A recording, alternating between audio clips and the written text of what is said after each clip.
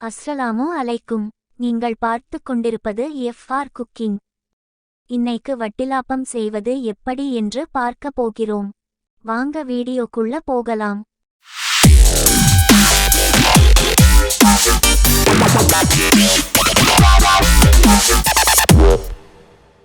வட்டிலாப்பம் செய்வதற்கு தேவையானது: சீனி 250 கிராம், முட்டை 4, 8 ஏலக்காவை இடிச்சு வச்சிருக்கேன்.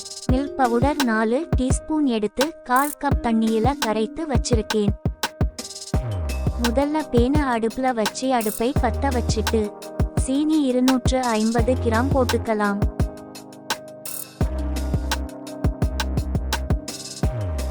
இந்த மாதிரி தேன் நிறம் வரும் வரைக்கும் கரமல் சிரப்பை காய்ச்சி எடுத்துக்கங்க. அதிக நேரம் வைத்தால் இது இன்னும் புரோன் ஆகி கசக்கும். அடுப்பை ஆஃப் பண்ணிட்டு இப்போ நாம கலந்து வைத்திருக்கின்ற மில்க் இதோட சேர்த்திடலாம். சேர்த்து நல்லா கலந்து விட்டுட்டு கொஞ்ச நேரம் ஆற விடலாம்.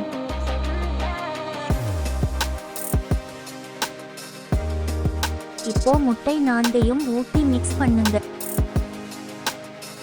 இப்போ இடிச்ச ஏலக்காயை சேர்த்துக்குவோம். அதோட நம்ம ஆறவிட்ட கலவையை இதோட சேர்த்துட்டு நல்லா மிக்ஸ் பண்ணிக்கோங்க. இப்போ ஒரு பாத்திரம் எடுத்து பாத்திரத்தில் ஒயில தடவிக்கோங்க. நாம மிக்ஸ் பண்ணிய வட்டிலப்ப கலவையை பாத்திரத்தில் சேர்த்துக்கலாம். இப்போ வட்டிலப்பம் அவிப்பதற்காக ஒரு பாத்திரம் எடுத்து அதில 2 கப் தண்ணீர் சேர்த்திட்டு வட்டிலப்ப பாத்திரத்தை அதனுள்ளே வைத்து வட்டிலப்ப கலவையில் தண்ணீர் சேராதவாறு மூடிவிடலாம். இப்போ அடுப்பை பத்த வச்சிக்கலாம்.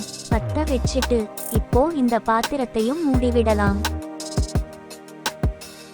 இப்போ 40 நிமிடங்களுக்கு பிறகு திறந்து வட்டிலப்பம் வெந்திடுச்சா என்று பார்க்கலாம். ஒரு போர்க் எடுத்து இந்த மாதிரி குத்தி பார்க்கலாம். போக்கில் ஒட்டாமல் வந்தால் வட்டிலப்பம் தயார்.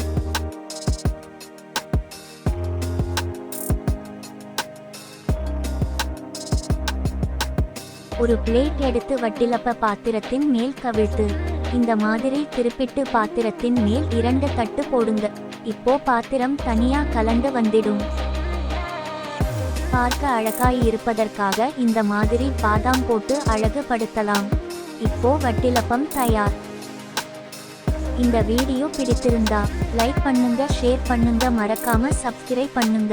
பக்கத்துல இருக்கிற பெல் பட்டனை கிளிக் பண்ணி ஆழ்ந்தர ஆப்ஷனை கிளிக் பண்ணுங்க. அப்பதான் நாங்க போடுற வீடியோ உங்களுக்கு நோட்டிபிகேஷனா வரும்.